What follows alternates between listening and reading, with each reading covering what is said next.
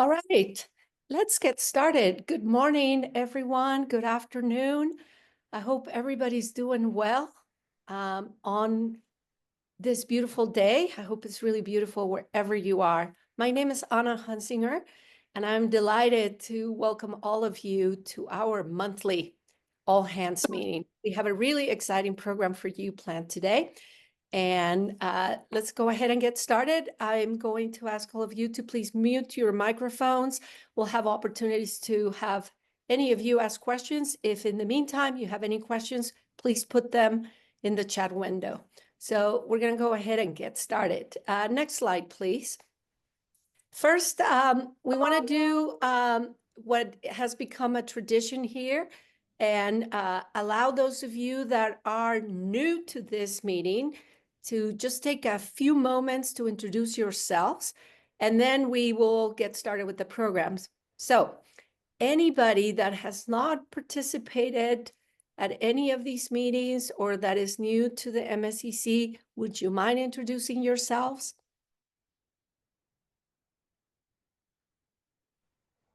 Well, it's been a while. This is Phil Boarding at Alabama A&M in Huntsville. Hi, Phil. Thank you for joining us. We're glad to have you back. Anybody else?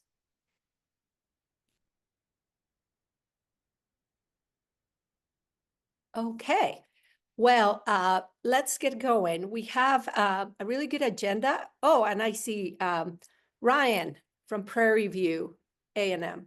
Delighted to have you here, and we're very happy that you are joining us today as well.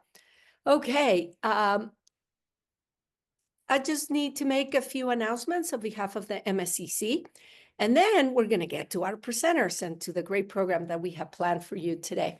Next slide, please. First, just want to say we continue to move ahead so many of the important things that the MSCC is doing to support our community, and we depend and work with fantastic staff that support all of our activities. We are hiring, and we're looking for an individual to help us with our cyber infrastructure programs. So please spread the word. Maybe you're interested in applying. We ask that you please consider this as a great opportunity to join our team. You can scan the QRB code, or there's the link that you can follow to get a bit more information. Next slide, please. Also, a quick announcement on behalf of also some of our collaborators and partners. There's a group of institutions and community leaders from those institutions that have come together to form what's called as the Northern Tier Network Consortium.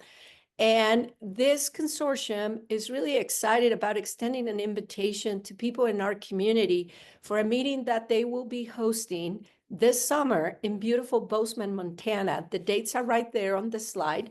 And they're encouraging participation from CIOs and IT professionals with an interest also in identity and access management solutions and strategies and how higher education is tackling these things. And they're extending an invitation to people in this domain that might be interested in joining them for this meeting that they normally have every summer, but to also participate in conversations and dialogue. Through MSCC, we're going to be able to support about 12 attendees from our community to go to this event. In partnership with the American Indian Higher Education Consortium, AHEC, additional participants from TCUs will also be able to participate. So this is going to be first come, first serve. If you're interested, please email Al Anderson. His email address is right there. And there's also a QRB code right here that you can scan, and then you can let us know if you're interested in participating in the meeting. It's a beautiful time of the year to be in this beautiful part of our country. So please pass the word. And if you're interested, let us know as soon as possible. Next slide, please. We also want our community to know that we have a number of activities that will continue through the summer. Delighted that we're going to be hosted by Clark Atlanta University. And we have a workshop there in June, focus on planetary resiliency and research through cyber infrastructure. So please, more information will be coming soon. You can keep an eye on our website, or we certainly will be mentioning it in all our social media as well. Next slide, please. Okay, and as you might have heard, we will be going to Nashville, Tennessee at the end of May. We are so excited about the gathering of our community at our third annual meeting. And I'm going to let one of my colleagues tell you a little bit more about what's taking shape for this really exciting event. Netta Caligari, who's supporting this meeting, part of the MSCC staff, is going to tell you a little bit more about this. So, Netta. Yeah, hi everybody. I just want to take a few minutes here really quick to talk through annual meeting and kind of where we're at, because we're seeing a lot of interest and it's been really exciting to have this program come together. So next slide, please. Okay, so I'll tell everybody, this is going to be my first annual meeting. So I'm going to be welcomed alongside all of you, everyone who plans to attend. And so it's been really inspiring as I've been working on it with the team here to see all of the enthusiasm that everyone has shown toward this event. I think the numbers are really showing that as well, of the diversity of people that are going to come together from all of these different institutions, 33 states. We have more than 40 distinct academic and professional roles that are going to be showing up. And that spans all the way from, students, researchers, CIOs and other leadership, faculty and technologists, and so many more. So again, it's just been really wonderful to see the variety of folks who want to come together and discuss everything that's happening in the cyber infrastructure world across their campuses. We are, because of all the interest, which is great, we are at capacity for registration right now, also considering that we're still working with some of our presenters and other folks that are getting their accommodations in order. So again, we're going to have probably more than 200 folks joining us this year. And again, the energy has just been wonderful. Next slide, please. So this year's themes are really going to reflect the work that is happening across our campuses and communities. We're going to be diving into cyber infrastructure, of course, and security, AI applications, and how that applies in the real world, planetary resilience through campus-based research. And then there's also going to be a strong focus on workforce and also leadership and strategies, right? So how do we all come together to collaborate? Where are we headed? And how do we grow together in light of everything that is happening in current events? Next slide. And we are really honored to welcome 3 amazing keynote speakers. We're going to have Karen Colbert with our opening to just kind of set the tone and kick things off after our reception. And then Dr. Robbie Melton will be delivering the lunchtime keynote. So when these slides are shared, I have linked to their press releases so that you can learn more about them and their really incredible work and what they plan to discuss at the meeting. And then stay tuned, because we will be announcing very soon our closing keynote. So that press release will come out shortly. And next slide. Okay, so if you are planning to attend annual meeting or you just want to offer additional support, we would love to have you share that excitement online. You can follow us on LinkedIn, you can tag us. We also did create some social media badges as well that you're welcome to use. There is a QR code there that you can just grab to link to those badges and download them.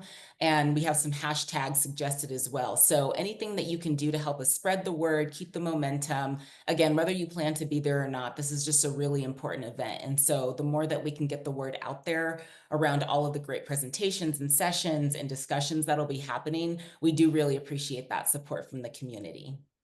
And the next slide. And as I wrap up, I'll just say, if you have any questions about your registration, your travel, your participation, anything of that nature, just want to learn more, you can always reach out to me or my colleague, Lenika. We're here to help and make sure that you're really feeling supported leading up to this meeting. So feel free to reach out anytime. And that's a wrap on what I'm going to say about annual meeting. And then for the next slide, Before I hand it back over to Anna, I just want to say that, you know, we would love to, on the next slide here. Yes, thank you. Presenting at the all hands meeting. So we are here, we love hearing these presentations. You know, it's really interesting to learn about resources and case studies, stories, topics, things of interest that are happening. So we're going to have two amazing presenters today, but we would also love to hear from you. So, you know, this is really a space to share what is happening on your campus, highlight your work, and again, share those resources with the community. So if you'd like to present or suggest a topic, we'd really love to hear from you. I've included a link to the form, and I can also throw it on in the chat if needed, but we do have some open dates for the remainder of the year. And so again, we would love to feature your voices across the community. So please consider submitting a topic or suggesting someone if you know that they're working on something really great that would be interesting to share here. All right, so I've done my plug for that. Hope to see many of you in Nashville and hopefully hear from many of you at future all hands meetings. And with that, I will turn it back over. Thank you so much for your time today. Thank you, Netta. Much appreciated. Next slide. Okay, so now we're going to move to our program. And we have two outstanding speakers that will be sharing with us a bit more of the work that they're doing at their institutions and also to support the community. So I'm going to introduce them both right now, and then each of them is going to take some time to also take us through their presentations. As the first one wraps up, we'll have some time for Q&A, and then we'll seg to our second speaker, then some time for Q&A as well. So delighted to get to introduce you today to our first presenter, Dr. Meharry. He's an associate professor at Jarvis Christian University. You can read a little bit more about his biography and all that. I'm certainly sure you can find him online as well. So his talk today is going to tell us a bit more about the intersection of cybersecurity and data governance. So he's going to share a little bit more with us about insights, tools, and other strategies. So our second speaker is going to be Mr. David Lockett. David is the co-principal investigator of a number of important grants and opportunities. He's gonna tell us a bit more about the work that he's doing at the School of Applied Computational Sciences at Meharry Medical College. So he's gonna tell us about that incredible opportunities through the center to also support students and researchers in computational science. Okay, so let's start with Dr. Meharry, and thank you, Tenny. I think we just want to make sure that your slides are up. They should be. I am sharing my slides. Perfect. There we go. So please go ahead and get started. Good morning and good afternoon. Hello, everyone. My name is Dr. Meharry. I'm from Jarvis Christian University. I would like to talk to you today about data governance and cybersecurity and how they relate together and how they work together and what's the conflict.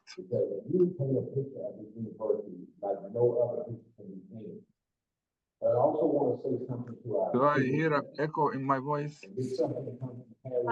Yes. Could we ask someone that unmuted their microphone to please unmute yourself? Thank you. The agenda of today, I will gonna have definitions to build common foundation between them. I will gonna explore the roles and conflict, what their roles and what the conflict between them, the cybersecurity and data governance. I will provide practical insight through examples, tools, and case studies. And I will conclude with the actionable recommendations, how to make them work together. What is the data governance? Data governance is the discipline of managing data to secure it is accurate and available data. It's about data. The data accurate, the data available, the data secure. and focused in policy, ownership, stewardship, and compliance. And it is about rules, processes, responsibilities associated and related to data in general. If I make that bigger, maybe I have it to show that even better than what I have now. Okay. I would like to share with you, this is a manifesto from the medical school in University of Michigan about the data governance. This picture cover what is the data governance is. Usually the data governance, they have a vision, and that vision come from the part of the vision of the organization. Thank you. And the vision guides the policy and playbook for the data governance. And the data governance have to be supported by the top management of any organization. If you see that this vision create a principles or rules and processes. The first part of this, all organizations have to agree. Nobody should say that, or departments, this is our data. It have to be our data, not my data. That is the first principle. Data must be recognized and valued as a strategic asset. Data must have clearly defined accountability. And data must be managed to follow internal and external rules and regulations. And data quality must be defined and managed consistently across the data lifecycle. How I measure this, we do all these kind of things, and how we measure it. How I measure the data governance successful by accessibility, data accessibility, the data consistency, the data accuracy, the data completeness, and the data relevance, and the data uniqueness and timelines. This is exactly a manifesto. What if you look to the picture, that is cover what is all about data governance. What is the cybersecurity? Probably most of you know about the cybersecurity. I'm going to talk quickly about it. Cybersecurity involves protecting data, systems, and networks from unauthorized access or attacks. It includes technical controls like firewalls, encryption, and response strategy. The goal of the data of the cybersecurity is maintain confidentiality, integrity, and availability, what you call CIA. The cybersecurity covers defense against threats like malware, phishing, ransom, and so on. Now I'm going to start comparing between them and find out the common things between them and what they are different. I will start with the history. In the 1970s, cybersecurity started by discovering the first virus, and then the concept of the computer security started. At that time, the data governance is not informal, and managing that data itself is not informal, and it is very used as technical resource, the data. In the 80s, the rise of the antivirus software and the password-based access control. In the same 80s, they start early discussion on data quality and beginning of structured metadata use. Data quality and metadata, if you notice, they are part of the data governance. In 1980s, the firewalls and intrusion detection systems are, people get to know them in the cybersecurity. And they start looking to the email viruses coming out. In the same 1990s, the data governance growing need for data quality. Data seen as a strategic asset. You can say that in 1990, the data set become a strategic asset, or the data itself as a strategic asset, which is very important cornerstone in the data governance. In 2000, there was a sophisticated attacks, the worm, phishing, and at that time, the regulations start coming out like regulatory compliance like SOX and HIPAA. In the same time that the governance compliance drives governance. What that means, If there's a compliance, that means the rules or regulation required from the government or from the body or from within the university or institutions, that the compliance, the one that drives the data governance. When the data governance started by compliance, you have to comply with it. So you need a data governance to do that. In 2010, there's a show start the cloud and the threat of the cloud and mobile threat. In 2010, the body of data management, what we call it DAMA, started and become adopting the frameworks, and then start the rise of master data management and data stewardship. So you can say officially in 2010, the data governance become part of big organizations. Into 2020s, AI show up and become a threat for the cybersecurity. Emphasis on zero trust, resilience, and private laws. In the same time, AI integrated to the systems and become used and become a part of the GDPR, also organize the AI and become a part of the compliance, excuse me, and the focus as a data service. Now let us compare between the cybersecurity and data governance in terms of definitions and core focus. I believe I defined them. The scope of the cybersecurity is focused on preventing unauthorized access, disruptions, and data theft, while data governance focus on controlling how data is managed, used, and maintained. Let us look to the key pillars of the cybersecurity, which we call CIA triad. Probably most of you know that, the confidentiality, integrity, and availability.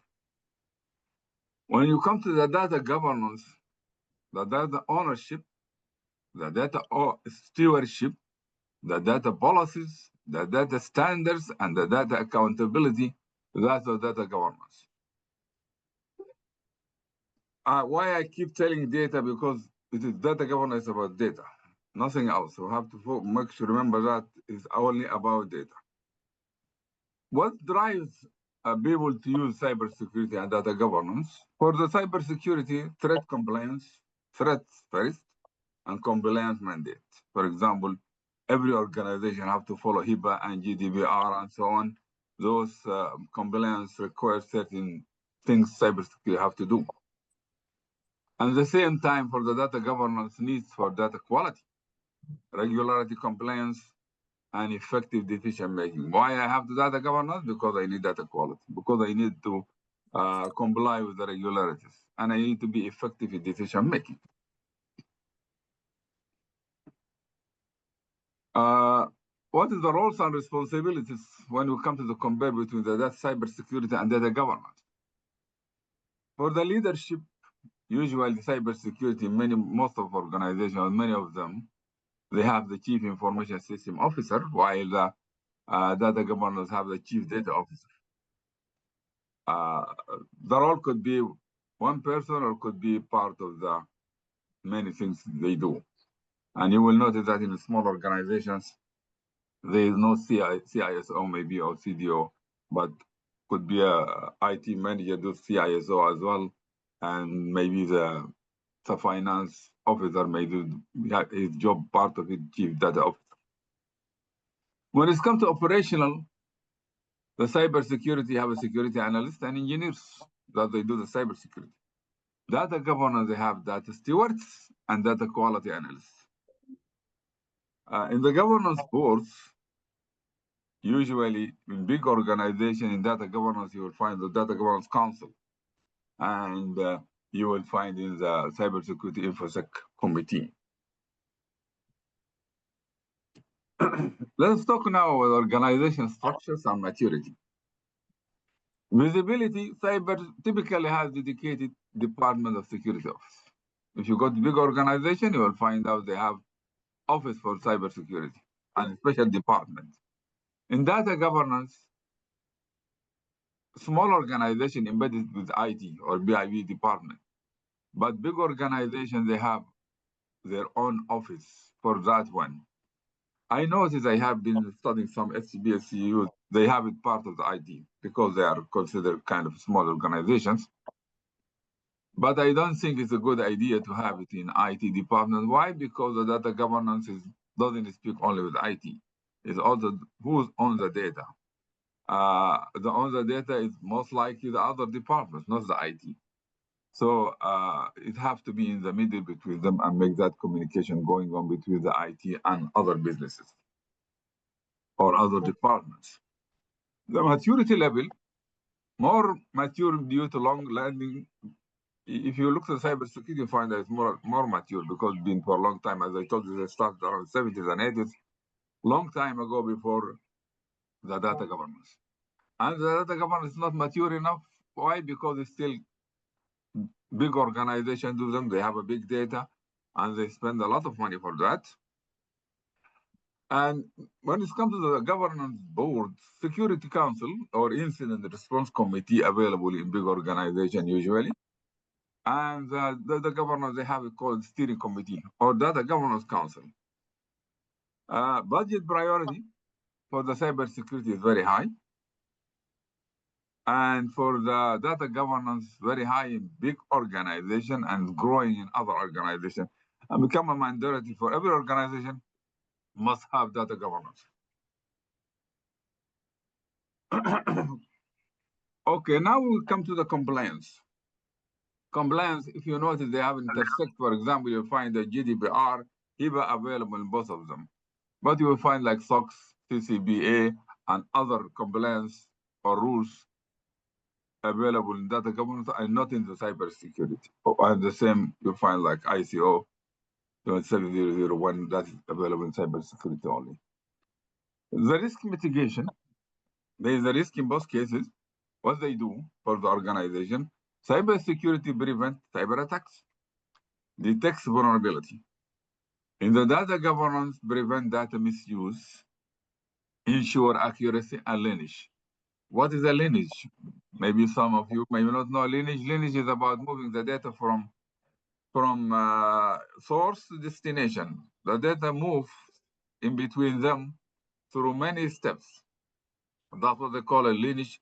And data governance responsibility is to ensure accuracy and lineage, and the data is there for many reasons. I will come and talk about them later. Operational use.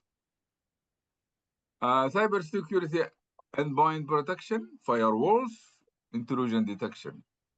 While in data governance, what they do operational cataloging, classifications, and lineage tracking. Strategic use. Cybersecurity, business continuity, cyber resilience. While in data governance, advanced analytics, AI readiness, and trusted business intelligence. Now, what is the importance of the business impact for cybersecurity vs data governance? For the reputations, everybody worry about their reputations. How does cybersecurity do that? Preventing data breaches that manage brand trust. The data governance ensure accurate, consistent data for external reporting. Financial impact. Cybersecurity protects against financial loss due to ransom fraud. And data governance impact reduce costs from poor data quality and regularity fines. If you notice, many organizations being fined because of they don't have a proper data governance. Customer trust. How does cybersecurity do with that for organization? Build confidence through secure service. While data governance builds trust in data used for personalized services and analytics. When it comes to decision making, cybersecurity provides secure systems to run applications and processes. So that's what they do for decision making. Data governance enable accurate, timely, and reliable data for decision making. If you have a good data quality, you will have a good decision making. That is what the data governance role comes. Future outlook and innovations. Emerging technology, AI-based threat detection, zero trust, blockchain security, what the cybersecurity doing for now. the data governance, data mesh, data fabric, AI enhanced governance. You will notice like Informatica and IBM and other organizations who do the software for the data governance, they already embedded the AI. The new challenges for cybersecurity is the quantum threats, deepfakes, insider threats. Data governance aware of the fact that the AI generated data. AI is going to generate data. And that data, the quality of it is an issue, and the ethical data use is an issue, and managing unstructured data. And as you know, that there's huge amount of unstructured data to be governed. When it comes to automation, they try to automate, and you're aware of that. This is part of the tools. Actually, they do that, and the AI come and helping in part of that one. The culture shift, cybersecurity, cyber awareness training, and shared responsibility. That's what people should help the cybersecurity part of that. And data governance, what they do, data ownership culture, data literacy across teams. If you remember that picture I show you from the medical school, everybody is responsible for the data. Everybody owns the data. Everybody have to be part of it and accountable about the data, because most likely in any organization you will find people using data. And then everybody have to be responsible and be part of the data governance initiative. Let us talk about the key stakeholders. All of them have stakeholders. The stakeholders like executives in the cybersecurity risk and investment decisions. They make a decision about the risk and investment. And the data governance, they do data ownership and policy enforcement. As I mentioned, the policy enforcement, the data governance council or data governance officer, he doesn't have the power of enforcing the policies, but they need the executives to do that for them or help them with that. Legal and compliance regulatory requirements for the cybersecurity, and the data governance policy development retention requirements. IT teams as a work in cybersecurity infrastructure security. That's what they do. What they do with the data governance, as I mentioned, IT is a part of the data governance, is not the own the data governance. They help with the data life cycle and they help with access management. Okay, let us talk about what they share together, the cybersecurity and data governance. Access management, both of them do access management. Cybersecurity, how they do that? Secure authentication mechanism, right? Everybody access anything by using go through the cybersecurity. That's their role, and make sure there's a mechanism for authentication and people can access data. But they don't decide who accesses which data. That is the role of the data governance. Data governance define access rules and stewardship. Data protection, cybersecurity, encryption, and monitoring. What they do for data governance, data governance when it comes to the data protection, they do classification, usage policies. Compliance, technical controls, audit readiness for cybersecurity, and data governance, what they do documentation and accountability. Hey, Dr. Kyrie, we are a bit past time. Could you just take a couple of minutes to start wrapping it up, please? Okay. There is a policies and classification between them, and there is the data life cycle and protection.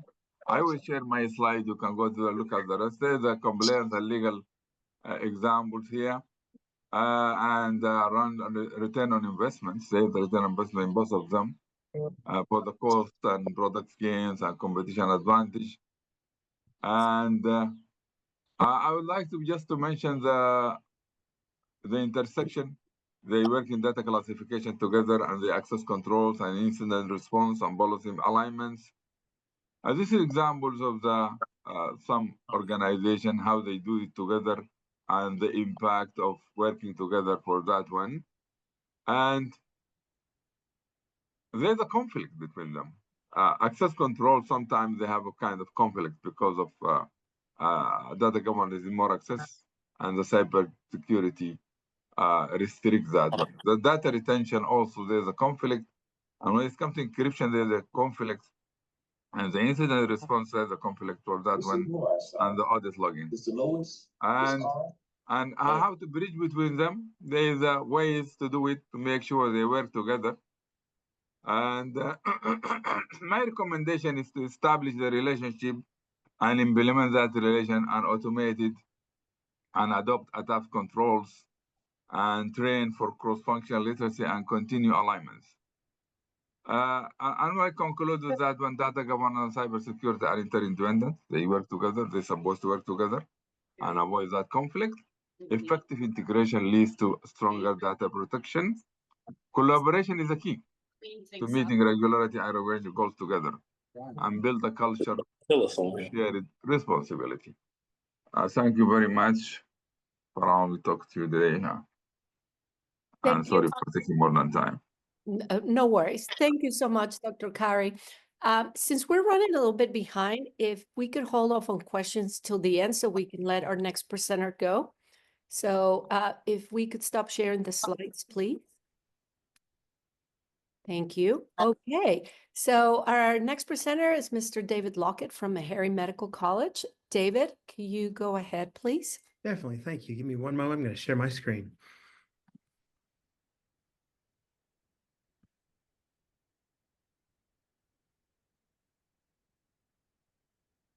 Can you see that okay? No, we do not see your slides. Give me one moment.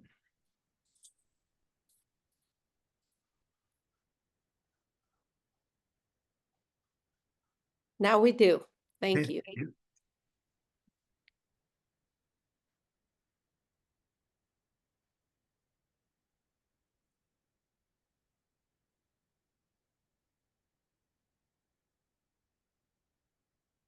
Okay, thank you. My name is David Lockett. I serve in a variety of capacities here at the School of Applied Computational Sciences at Meharry Medical College. I serve as a co-principal investigator. I serve as a grants development specialist, and I serve in various roles in outreach here at the university. I was a classroom teacher before I came here, and I served a federal stint at the NASA Office of STEM Engagement. So I've been here at the School of Applied Computational Sciences for the past 4 years. Here at the School of Computational Sciences, we are the 4th school at Meharry Medical College, and our school is dedicated to advancing research and graduate education in data science and biomedical science. Biomedical data science. We offer master's degrees, we offer PhD programs that prepare students for careers that focus on things like societal challenges and addressing complex health, AI, and different issues in our society. Our school emphasizes impactful, socially responsible research, industry partnerships, and development of practical technologies to improve the quality of life. Here at Meharry SACS, we focus on our mission is innovation. Our mission is innovation. We focus on academic excellence and connecting the key industries to drive advances in computational sciences and health equity. Now, we have a variety of programs here at SACS that I'm going to share with you today. And one of our first programs I'm going to share with you is our MSCC Undergraduate Summer Research Internship. This program is hosted by Fisk University in partnership with Meharry Medical College here in Nashville. Students are able to attend this program and apply hands-on research throughout the summer to learn about computational and data-intensive approaches to computational science and related fields. Participants are staying on campus here. They've got weeks of training, they've got mentorship, team-based research, and this is open to undergraduates in science degree programs, preferences to rising juniors and seniors. Now, this is an interesting program, and I'm very excited about it because I myself am a Fisk alum. I graduated from Fisk University, so we've got an excellent cooperation, excellent programs that we're expecting this summer. And this is here is our president of our university, Dr. James K. Hildreth. He's been very influential in the School of Applied Computation in applying new programs and new partnerships and new funding for what we're doing here at the university. Throughout our different programs, we're able to focus on several key research areas. Those research areas include, of course, data science and biomedical data science, health equity, precision medicine, population health informatics, cybersecurity, AI, bioinformatics, and more. These different programs enable our students to not only be supported by interdisciplinary collaborations, but we're bolstering new and exciting industry partnerships with a strong emphasis on impactful, socially responsible research. We have different programs at university that are focused on cyber infrastructure, cybersecurity, and virtual reality. We're a NASA partner, and within that NASA partner, our students are able to partner with various individuals from NASA Science and NASA SIM on different projects that involve virtual reality. We're working with NASA Science to design and develop different modules in VR. Students can experience and participate in interactive simulations. These particular simulations involve things like Apollo 11. They're also working with ESA and the Canadian Space Agency as well, because it's a team effort across space. When students are attending this particular program, these are students in grades 9 through 12. So we'll continue to show you different programs. This is just one component of the different programs here at Meharry SACS. Another program that we have is the NSF-funded TAMES, which is capacity building for trustworthy AI in medical systems. In this particular program, we've got a team led by the PI, Dr. Vibhuti Gupta. And in this particular program, our institute is addressing algorithmic and societal biases, security and privacy concerns, and advanced research in trustworthy AI. This particular program involved, so we had high school students, we had high school teachers as well, working on different modules. We had different professors that worked on this. This particular initiative brings together AI researchers and medical professionals that addressed key challenges in AI algorithmic biases, security, privacy, and clinical AI systems. The program emphasizes a skilled, diverse workforce and concentrates on 4 main research themes: explainable AI, ethical and responsible AI, security and privacy preserving AI, and user-inspired research in medical systems. In this particular program, as you can tell, we've talked about some of the Institute's research themes. We're expanding it. And one of our main pillars of this program is artificial intelligence. Our researchers looked at security and privacy concerns, advanced research and trustworthy AI, and one way to improve the utility of clinical AI systems for physician decision-making and use in hospitals. Our main takeaways were, how can we bring this user-inspired research in medical systems and make it explainable? How can we have ethical and responsible AI as a pillar for learning and for understanding for students? Another component of our programs is geospatial technology. And within the geospatial technology, it includes things like computer vision and remote sensing. Our researchers and students are able to better understand storytelling using geospatial data and NASA Earth observation missions.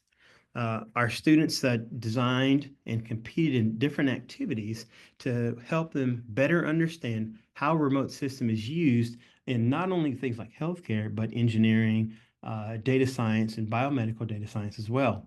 The different activities help them understand environmental applications and how those different environmental applications can be used. We were able to partner with NASA on this particular project to, foster understanding. We looked at things like hardware prototypes. Students were able to focus on simulations that were particular to their community as well. Again, this particular program was provided with support from NASA. And as we continued on this particular program, students were introduced to different technologies and equipment, things like NASA robotic systems. I know HoloLens was a big part of this particular program. Students were able to do 3D exploration of different terrains. They use collaborative, interactive, mixed reality in ways that many of them have never used before.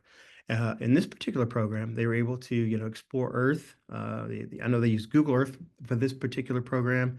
They use NASA systems design to better understand why they're deploying certain robots, and how and what most of all, why cybersecurity is a big component of the exploration systems that they use for this particular project.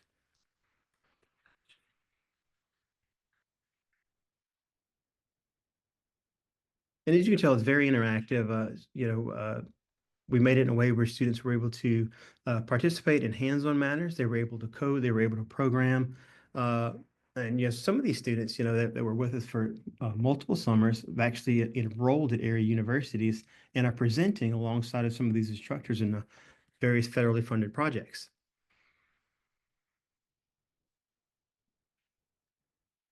So, a lot of times when we're recruiting these students, we wanted to recruit them in a way that can build pathways for understanding. We wanted to introduce cybersecurity, cyber infrastructure, data science in a way that can bolster the learning that's already taking place in their classroom. With a lot of these different opportunities, we targeted students that were, had a high aptitude in math, high aptitude in STEM, and high aptitude in science and engineering. We wanted to lead them to IT careers that were not only interesting and unique for them, but a lot of times for these students, it was their first time doing this. Some of their students, it was their first time being on a college campus. We wanted to give them an opportunity to be introduced to advanced studies to where they could, in turn, peak the development of computer science, peak the development of their community skills and their communication skills, so they could take what they've learned and they're bringing this to successful study, not only in a classroom, to their workplaces as well. Another program that we're working on, we've got a group of students that have recently entered into the AAAS HBCU Making and Innovation Showcase. This showcase, with support from the National Science Foundation, highlights creativity and talents of students and faculty to bring students to awareness to become entrepreneurs, inventors, and innovators to showcase unique hardware and software prototypes to address the United Nations Sustainable Development Goals, focusing on solutions for their local community. So one project that our students are working on is called Data Stream. And within that particular project, they are using data analysis and analytics to monitor different information that's received from their community. Throughout this particular program, students are receiving weekly mentoring. They're receiving professional development that will culminate into I think it's a week-long event in Washington, D.C. with teams to compete in a pitch competition. And this particular pitch competition, they're looking for students to bring an initiative to strengthen inclusive innovation ecosystems and empower students, faculty to drive equitable STEM change. So this is, again, another program that our students are working on. They wanted to get a better understanding of innovation. They wanted to bring those cyber infrastructure skills to the forefront. And this particular program is one that's enabling that.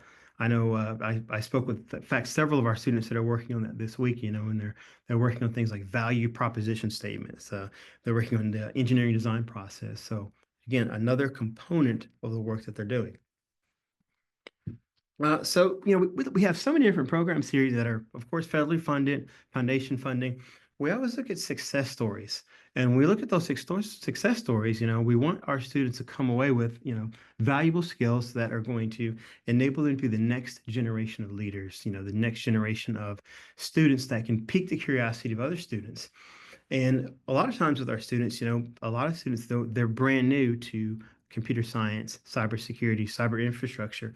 So what we're doing, we're introducing this in a way that's, not only, hands-on, but introspective.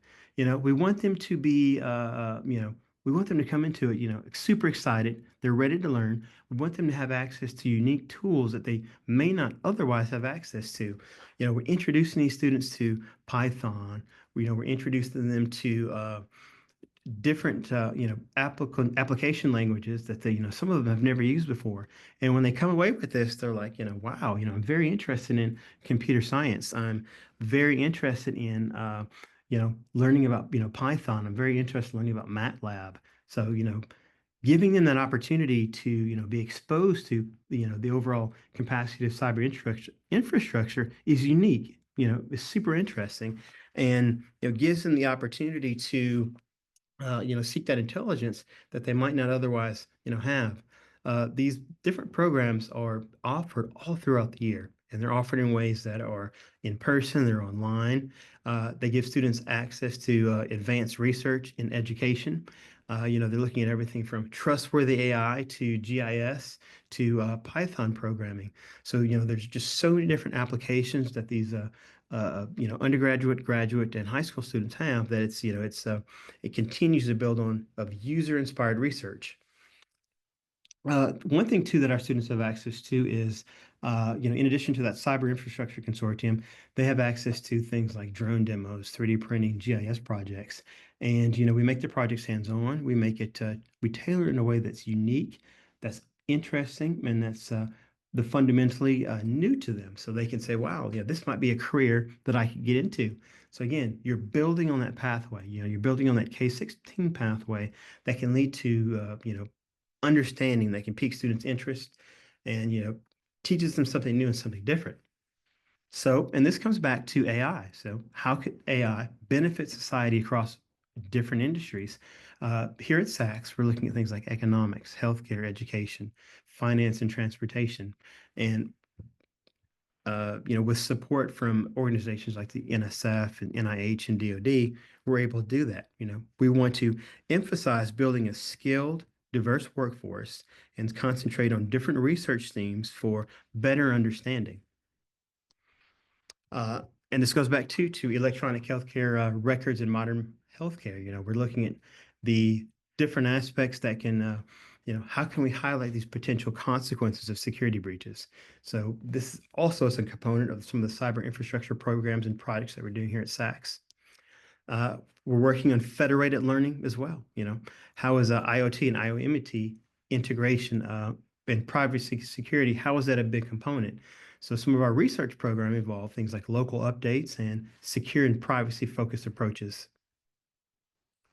Some of our future research does involve advancing privacy and security in healthcare, looking at the digitization of health outcomes, and exploring the potential of blockchain. We're always looking for new and exciting novel approaches, and our research focuses on that. With these digital advances in healthcare, the main goal is how can it benefit society? How can it bring about potential cost savings, and how can it improve healthcare?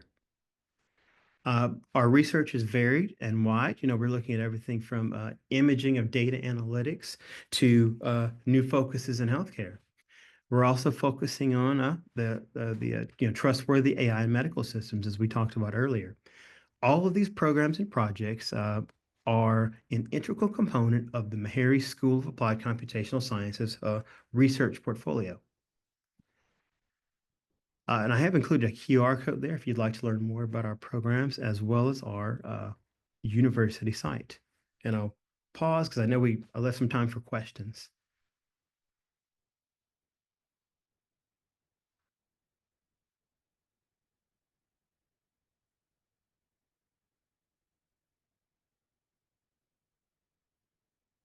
Okay. Thank you, David. Thank you. Thank you for sharing with us what's going on at Meharry. Really great stuff. So we do have a few minutes for questions for David or Dr. Carey. Anyone? Let me check. I'm going to check on the chat window to see if anything came up. I'm not seeing.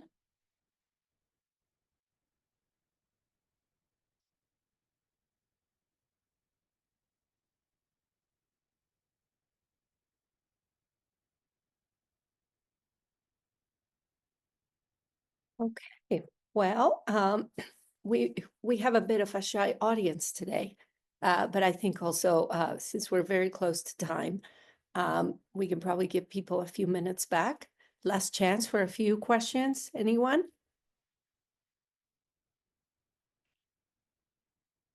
Okay, maybe while you think about them. Some final announcements. And again, please join me in a virtual round of applause, first of all, to thank our speakers for today. Thank you, David. Thank you, Dr. Carey, for joining us today. And Thank you for the more- opportunity. Thank you. And really grateful that you could share not only your work, your passion for the work that you do, and the passion for your institution as well. So important to what we do. Thank you so much. Okay, since we have the annual meeting in Nashville, and again, big commercial for the opportunity, David, we're going to be very close to your institution, so glad that you will be there as well, but we hope to see as many of you there. So we will not be having an all-hands meeting in the month of May, but we will resume our programming in the month of June. In the meantime, please reach out to us. If you have any questions, participate in our social media or in a Slack channel. If you haven't joined the MSCC mailing list or haven't visited our website for some time, please take a look. It's being updated. We're trying to keep everything current there. And if you see something that you have a question or you want to point out back to us, please don't hesitate to let us know. Thank you again for joining us today. Again, we hope to see as many of you in Nashville, and if not, virtually at the next opportunity in June. Please take care and have a great rest of your week. Thank you.